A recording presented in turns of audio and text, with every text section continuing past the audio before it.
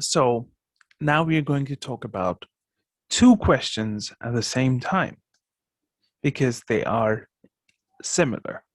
So the first question type is that you have to talk about a question.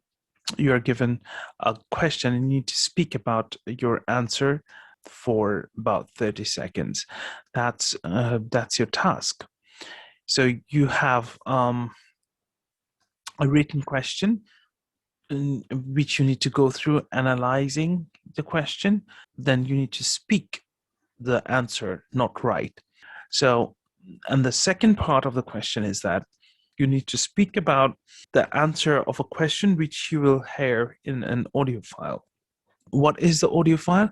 Let me bring up the audio file sample. So this is probably going to be one question which you're going to see. Prepare to speak for at least 30 seconds about the question below. This is how you're going to see in the exam. And you click the audio button and you hear the question. So let's do this. Describe your favorite animal. What kind of animal is it? Why do you like this animal? Let me write it down. It will help you understand the question better. Now, the problem with this audio format is that you don't have a written format of this question, right? So unlike this point where you had it in written format, in audio, you need to listen to the question very carefully and you don't get to write the question, but you have to listen to the question carefully and get the gist of the question. What is it that they want? Okay, you need to talk about an animal and why do you like this animal? Done. You don't have to remember every words. The point is bullet points are there to help you guide your answer, just like the previous question type where you had a question, right? So you had this question, you had a bullet point, 4 bullet points. You don't need to specifically answer all of these bullet points. It's not mandatory. You could take that as a guide. Both of the question is the same. You need to speak about the answer, speak your answer. Now, what do you do when you get a question like this one or the previous one? What you do is spend about 10 seconds to 20 seconds thinking about your answer. Anybody can start answering the question right away. It's quite easy to do that. I mean, you need to talk about a hobby or an activity, but you first need to analyze the question. That's the first thing you need to do. Analyze it as in a hobby or an activity. What do you want to talk about? There was one student who wanted to talk about meditation as an activity. So what happened is that she started speaking without thinking. And then when it came to this part, what is it? She didn't know how to describe meditation. Nobody knows. It's not her fault. Nobody knows what a meditation is. But the point is, she chose a difficult topic for herself. Always try to choose a topic which is quite easy for you to describe and talk about. That's the trick. There was one other student who talked about cooking. It was quite intelligent because she loved cooking, and it's quite easy to talk about something that you do every day. Maybe somebody else talked about running, which was also a good thing to talk about because it helps you to share your experiences and talk about it very easily. If you have a very easy topic, you don't get marks for saying difficult things like meditation or something like that. So always choose the topics which you can talk about comfortably. About answering the question, you could follow the bullet points. What is it? How long have you been doing it? What do you do with it? Why is it important to you? You can follow that, or you can follow your own structure, which you will think about in the 10 to 20 seconds that you have after you get the question. So one important thing to remember is that one student used this point. Why is it important to you? The person that I was referring to about cooking, so what she did, she said this statement that mm, cooking, I love cooking because when I look at people's face, people smiling after having my food, my day gets lit up. So basically, she brought an emotion into it, which is an amazing way to get more points.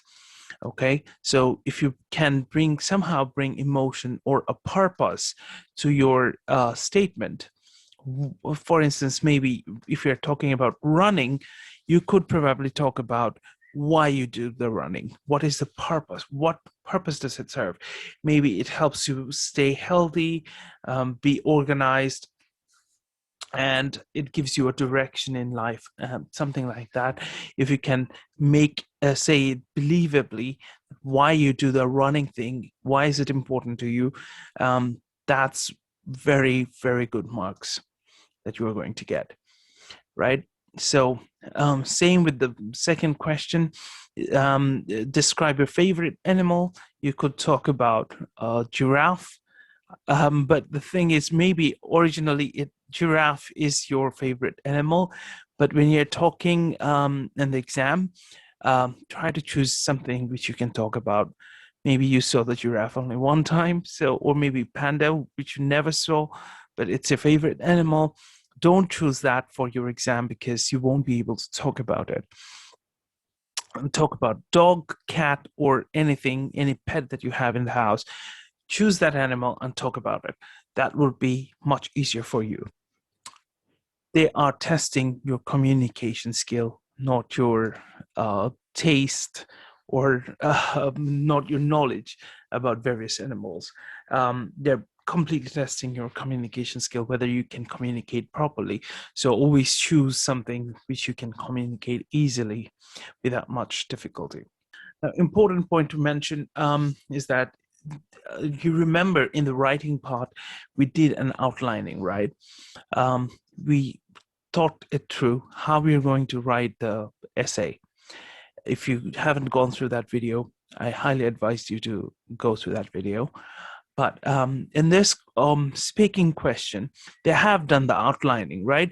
This basically helps you structure your speaking because you don't have the space to write this down. This outlining might help you. But remember, keep on talking even after you're done explaining all the bullet points in the question. Keep on talking until your time is over.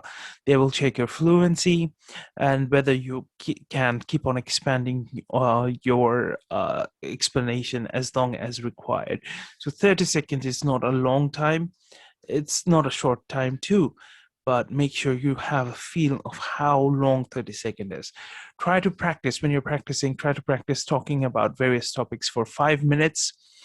This will help you to, keep on talking for 30 seconds. That would be quite easy. If you do some practice, maybe some students found it quite helpful to speak in front of the mirror, because when you're giving the exam, your video will be recorded just like now, that which is recorded. You can see the video is recorded. So during the exam, your video will be recorded and the assessors will assess you based on your body language, laughs, and the way you express yourself. So everything counts. Try to be expressive. And also, don't forget to smile. It's contagious. Smile is contagious. Always try to smile when you're talking. Don't overdo it. Speaking in front of a mirror helps. Maybe now you can even turn on your selfie cam in your phone and then start talking, record yourself, and see how you are speaking, whether you are convinced. How much will you score yourself? Yes. If you are given a question, it's expected that you stick to the question, but you don't have to stick to the bullet points that are there for you. It's helping you basically.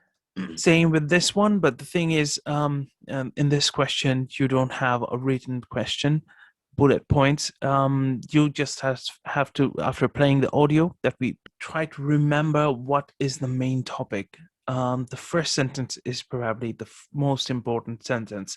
Describe your favorite animal. If you can remember that, you don't need the rest of the 2 bullet points which are there to help you.